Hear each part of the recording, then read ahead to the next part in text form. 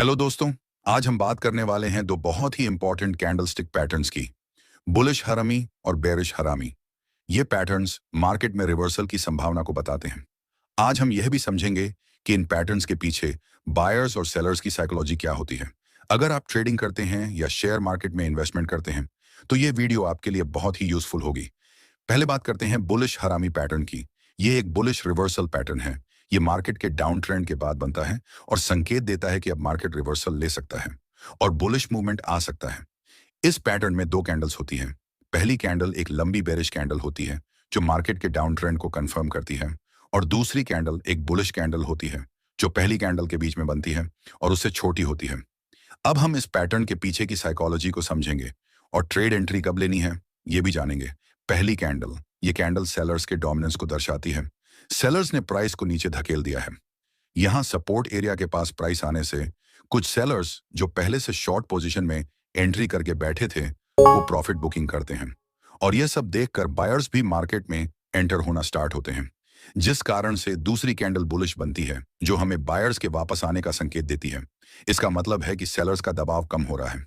Support area के पास bullish candle देखकर और बाइंग स्टार्ट होती है, जिस कारण से इस पैटर्न के बाद नेक्स्ट कैंडल बुलिश बनने से हमें रिवर्सल का सिग्नल मिलता है, जिस वजह से ये हमारी कॉन्फर्मेशन कैंडल होगी जिसकी क्लोजिंग पर हम बाय एंट्री लेंगे, जो एक परफेक्ट एंट्री होगी। हम बुलिश हरामी पैटर्न के लो प्राइस पर स्टॉप लॉस लगाएंगे।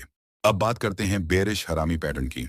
यह एक बेरिश रिवर्सल पैटर्न है जो मार्केट के अप ट्रेंड के बाद बनता है। यह संकेत देता है कि मार्केट में मंदी आ सकती है। अब हम ट्रेड एंट्री कैसे लेंगे? जब बेरिश हरामी पैटर्न बनने के बाद अगली कैंडल बेरिश बने और इस पैटर्न के लो को क्रॉस करके क्लोज करे तो ये कैंडल हमारे लिए ट्रेड की कंफर्मेशन होगी। अब हम ट्रेड एंट्री लेंगे। हम बेरिश हरामी पैटर्न के हाई पर स्टॉप लॉस लगाएंगे। दोस्तों, इस पैटर्न से प्रॉफिट कमाने के लिए हमें कुछ इंपॉर्टेंट बातों का ध्यान रखना होगा। कुछ कॉमन मिस्टेक्स हैं जो बिगिनर्स करते हैं।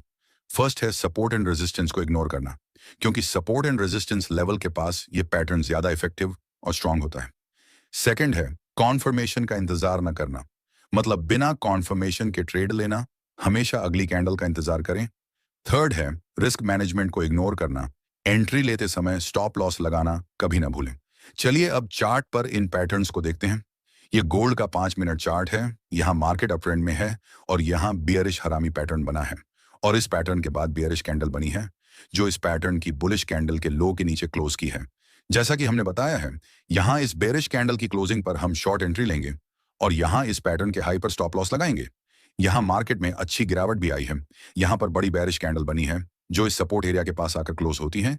ये सपोर्ट एरिया इसलिए है क्योंकि प्राइस पहले 2 से 3 बार इस रेजिस्टेंस एरिया से रिवर्सल लिया है। ये हमें पता है कि रेजिस्टेंस एरिया बहुत बार सपोर्ट एरिया का भी काम करता है, और यहाँ बुलिश हरामी पैटर्न बना है और इसके बाद बुलिश कैंडल भी बनी है और इस पैटर्न के हाई के ऊपर क्लोज हुई है। यहाँ हमें बाय एंट्री लेनी है और इस पैटर्न के लो पर स्टॉप लॉस लगाएंगे। ये देखिए कितना अच्छा मूवमेंट आया है दोस्तों। अगर आपको ये वीडियो हेल्पफुल लगी हो तो इसे लाइक करें, शेयर करें और हमारे चैनल को सब्सक्राइब करें ताकि आपको ऐसी इंफॉर्मेटिव वीडियोस मिलती रहे। अगर आपका कोई सवाल है या आप किसी स्पेसिफिक टॉपिक पर वीडियो चाहते हैं तो कमेंट सेक्शन में जरूर बताएं। धन्यवाद।